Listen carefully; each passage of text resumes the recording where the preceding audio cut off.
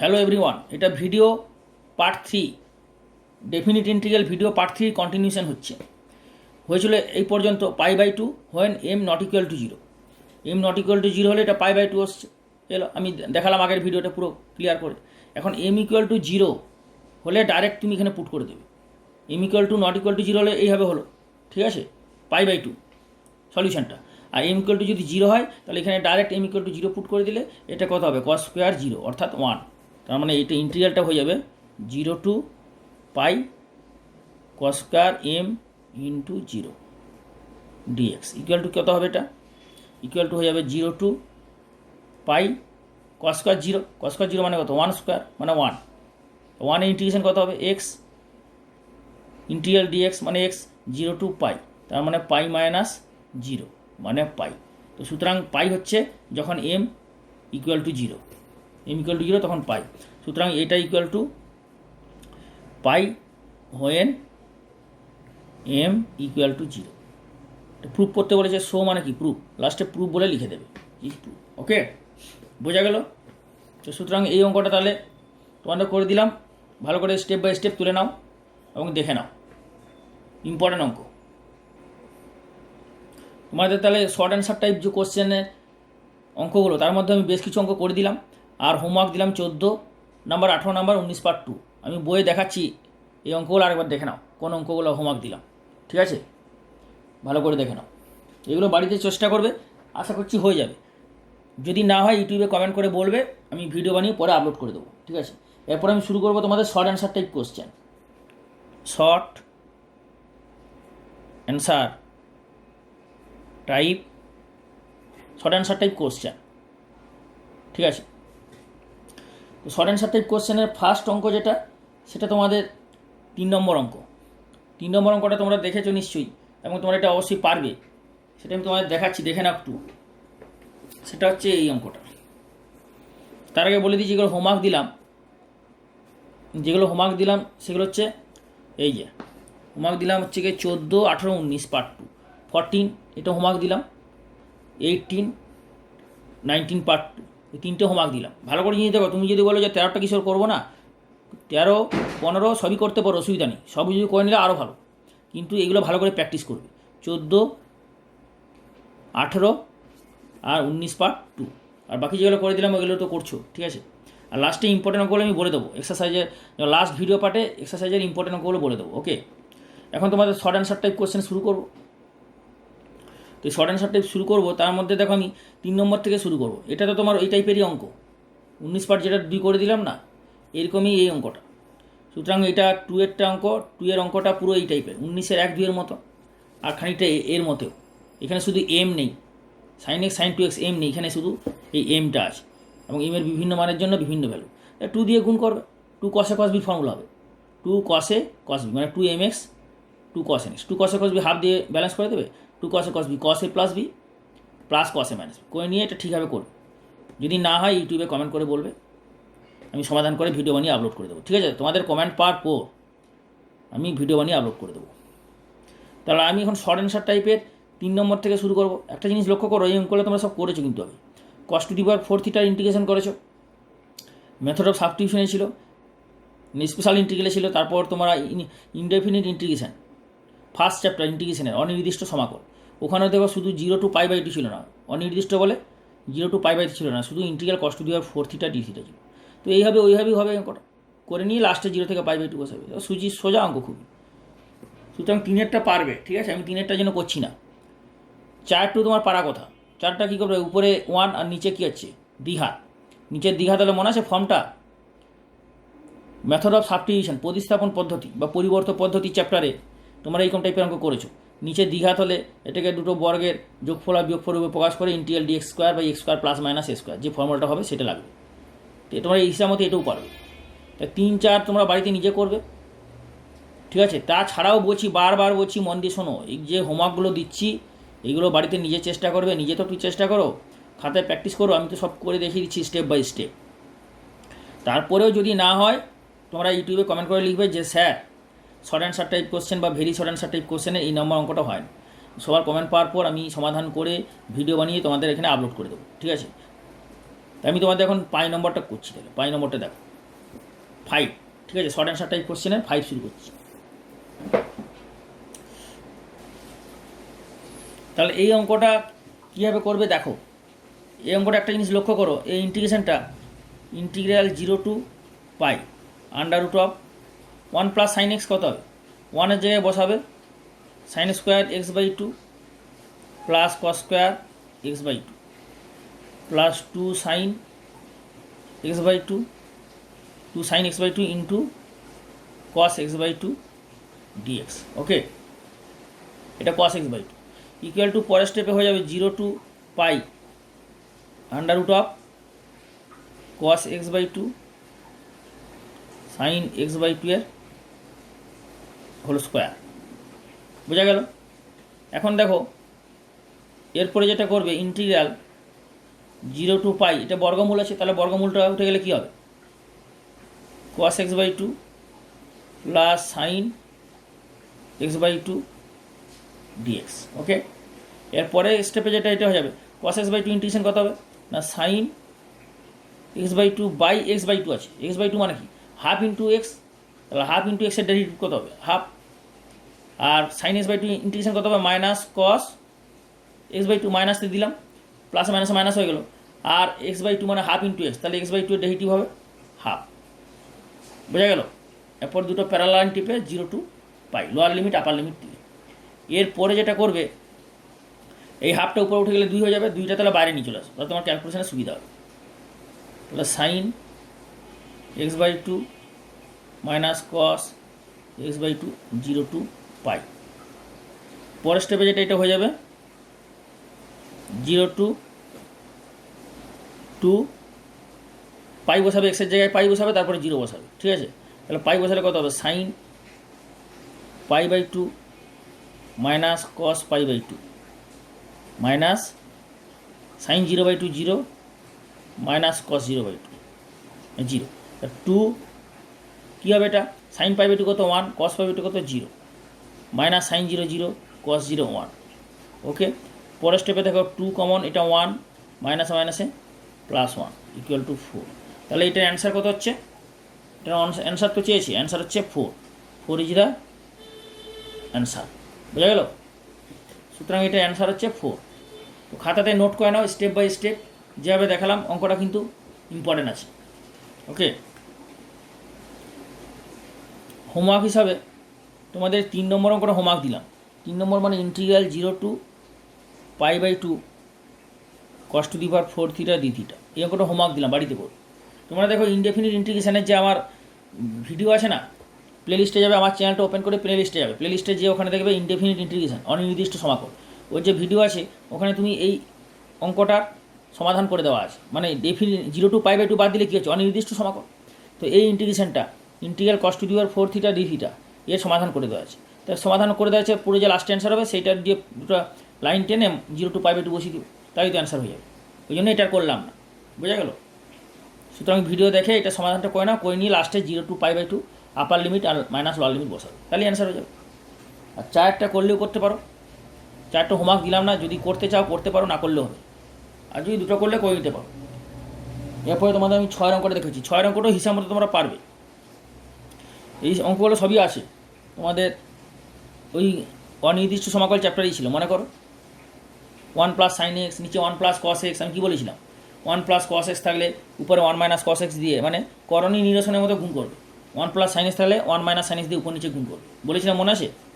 তাহলে উপর নিচে 1 মাইনাস সাইন এক্স দিয়ে গুণ করো, গুণ করলে কত হবে 1 minus sine x, 1 plus sine x, 1 minus sine x করে করণী নিরসনের মতো, লাইক রেশনালাইজিং অফ ডেনোমিনেটর, মানে হরের করণ নিরসন করবে, করণ নিরসনের মতো।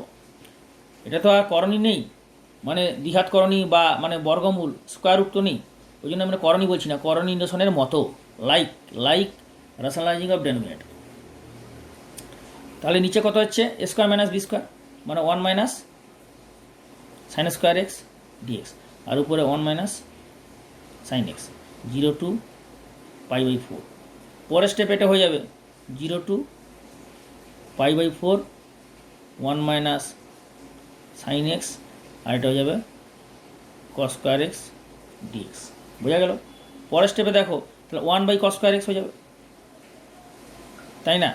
আর minus sine x by cos square x, 0 to pi by 4 dx. Okay, পরের স্টেপে হবে 1 বাই কস স্কোয়ার এক্স মানে তুমি জানো সেক স্কোয়ার এক্স, আর এখানে দুটো কস এক্স আছে, তাহলে একটা সাইনের নিচে কস ট্যান হয়ে যাবে, আর একটা 1 বাই কস, ওটা হয়ে যাবে সেক, তার মানে এটা হয়ে যাবে সেক এক্স টেন এক্স। বোঝা গেল? এখানে দুটো কস স্কোয়ার এক্স, একটা সাইনের নিচে হবে কস, তার ট্যান হয়ে যাবে, আর একটা সিঙ্গেল 1 বাই কস মানে সেক হয়ে যাবে, তার মানে সেক এক্স টেন এক্স।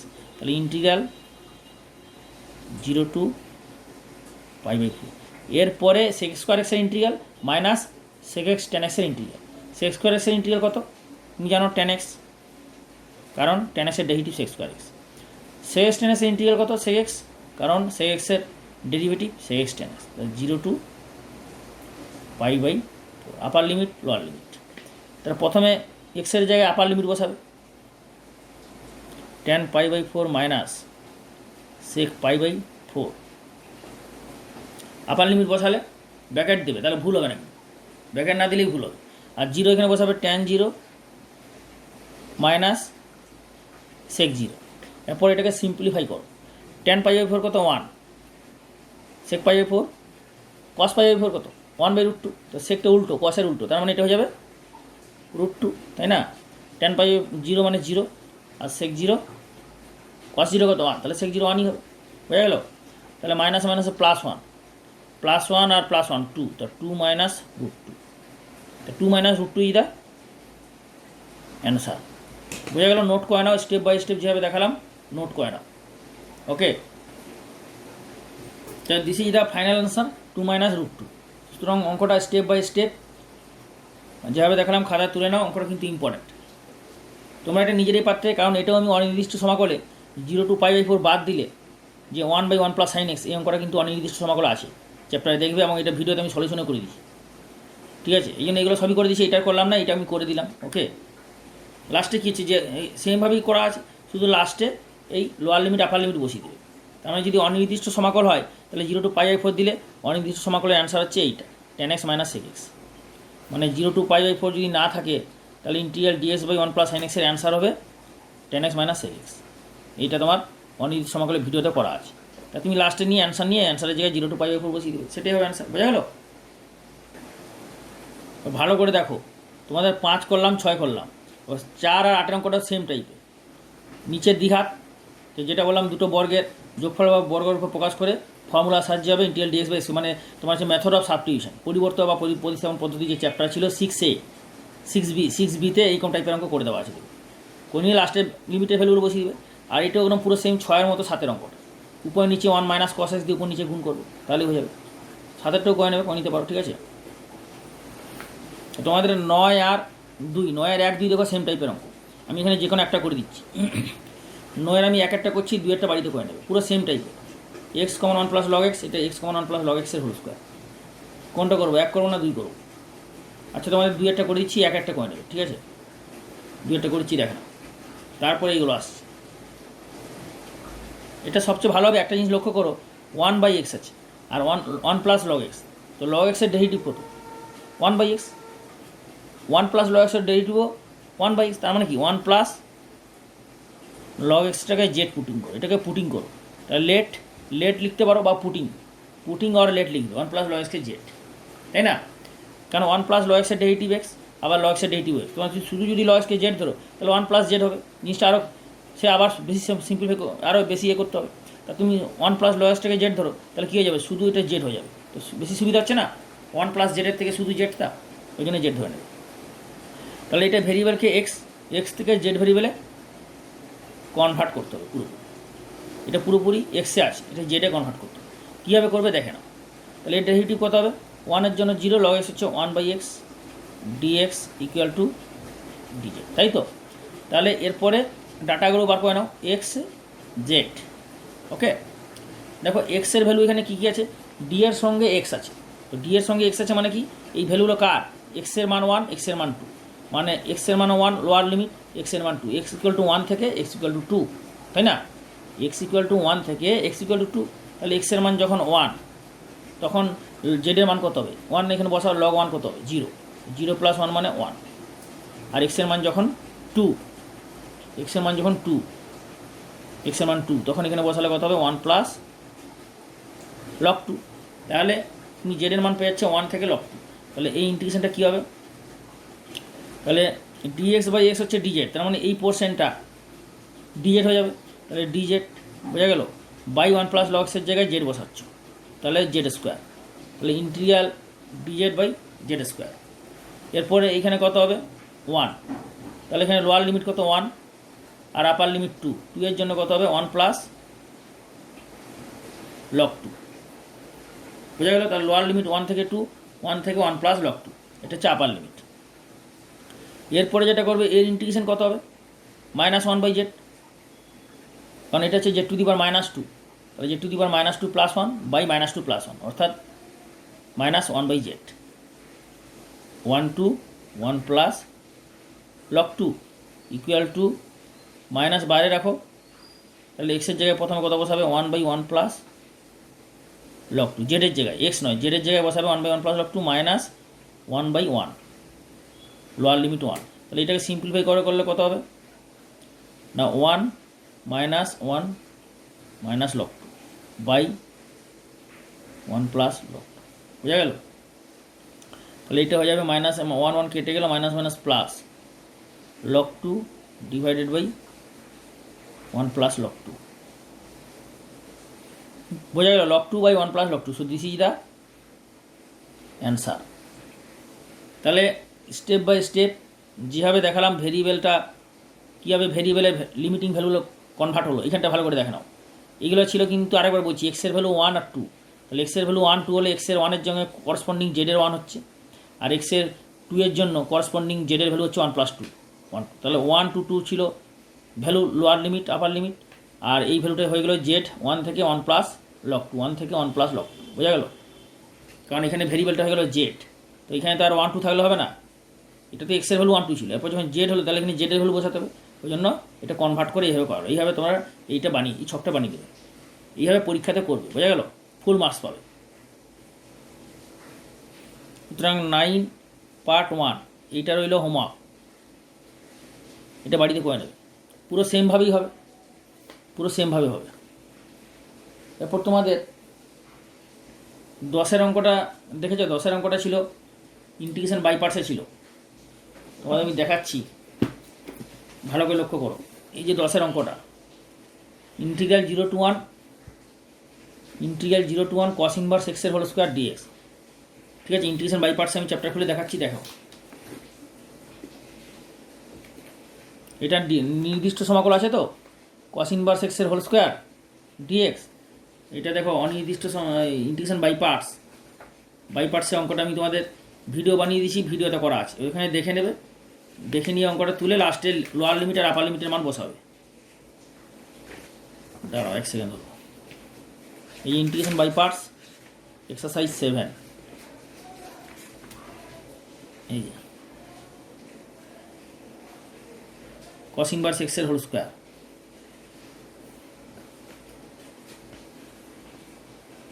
এটা cos ইনভার্স x/x³, এটা হচ্ছে cos inverse 1/x, cos inverse x এর হোল স্কোয়ার, এই যে cos ইনভার্স x নেই, এটা sin ইনভার্স x এর হোল, ভালো করে দেখো এই যে sin ইনভার্স x এর হোল স্কোয়ার 25-এর অঙ্কটা দেখা যাচ্ছে, ইন্টিগ্রাল sin ইনভার্স x এর হোল স্কোয়ার dx। তাহলে যেভাবে এই অঙ্কটা করে দিচ্ছি ওইভাবেই হবে cos ইনভার্স x এর হোল স্কোয়ার, বসে নিয়ে লাস্টে ভ্যালু লিমিটের ভ্যালুটা বসবে, ঠিক আছে। আমি তবুও তোমাদের করে দিচ্ছি, অঙ্কটা দেখে নাও আবার, ওকে। cos ইনভার্স x এর হোল স্কোয়ার dx এটা কীভাবে হবে,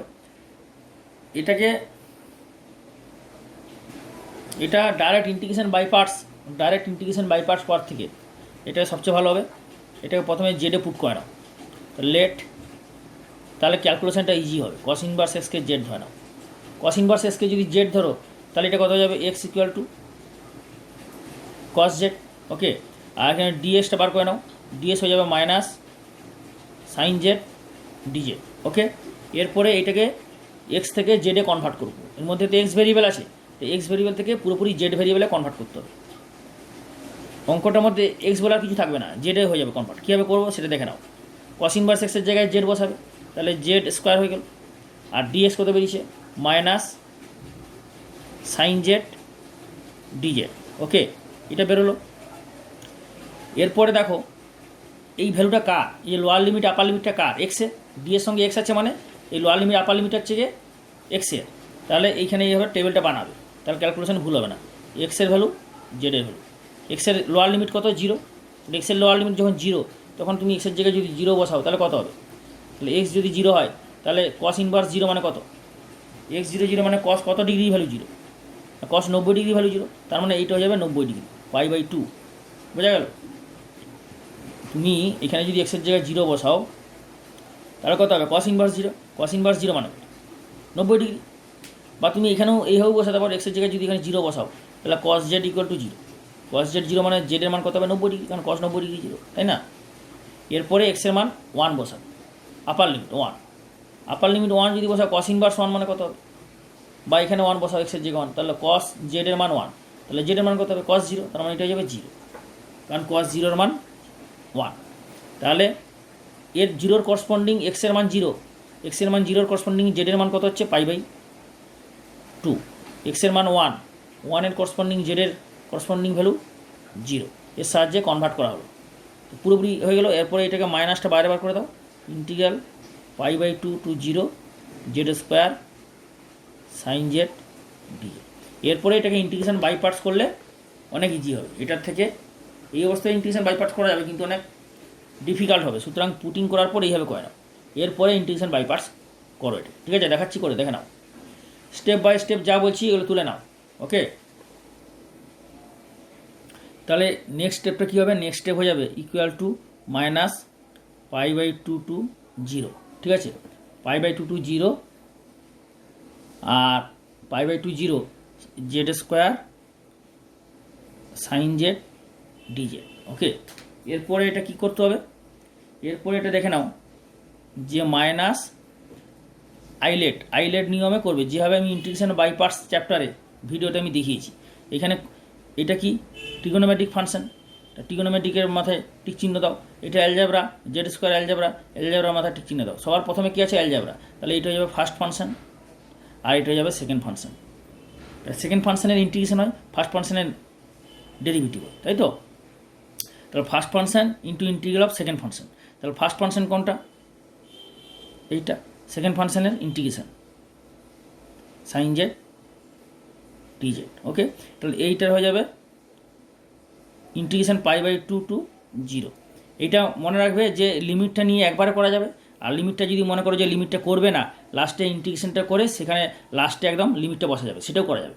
আরেকবার বলছি, মন দিয়ে শোনো, এই লিমিটটা বাদ দিয়ে এই অনির্দিষ্ট সমাকলটা পুরো করলে, করার পর লাস্টে লিমিট বসালে ওটাও করা যাবে, ফুল মার্কস পাবে। আবার এই লিমিটটা নিয়ে বারবার লিমিটটা লিখে সেটাও করা যায়। আমি লিমিটটা একবার লিখে বারবার কন্টিনিউ করে দেখাচ্ছি, শিখে নাও। মাইনাস, এখানে মাইনাসটা আগে আছে, তাহলে এই মাইনাসটা গুণ করলে কী হয়ে যাবে, প্লাস হয়ে যাবে, ওই জন্য এটা প্লাস করে দিলাম, কারণ বাইরে মাইনাস আছে। দেখো এই মাইনাসটা গুণ করলে প্লাস হয়ে যাবে না, ইন্টিগ্রাল π/2 টু 0, আর এটা হয়ে যাবে জেড স্কোয়ারের ডেরিভেটিভ হবে 2z, আর সাইন জেডের ইন্টিগ্রেশন কত হবে, minus cos Z dz. Okay, পরের স্টেপে হয়ে যাবে এটা equal to minus Z square sine জেডের ইন্টিগ্রেশন কত, মাইনাস কস জেড, তাহলে এইটা হয়ে যাবে π/2 টু 0। ওকে, তাহলে প্লাস এই মাইনাসটা বাইরে চলে আসবে, মাইনাস হয়ে গেল, তাহলে π/2 টু 0। ওকে, আর 2টা কনস্ট্যান্ট বাইরে বার করে দাও, তাহলে হয়ে যাবে জেড কস জেড ডিজেড। পুরো ক্লিয়ার। এরপরে এটাকে ঠিকভাবে সলভ করতে হবে।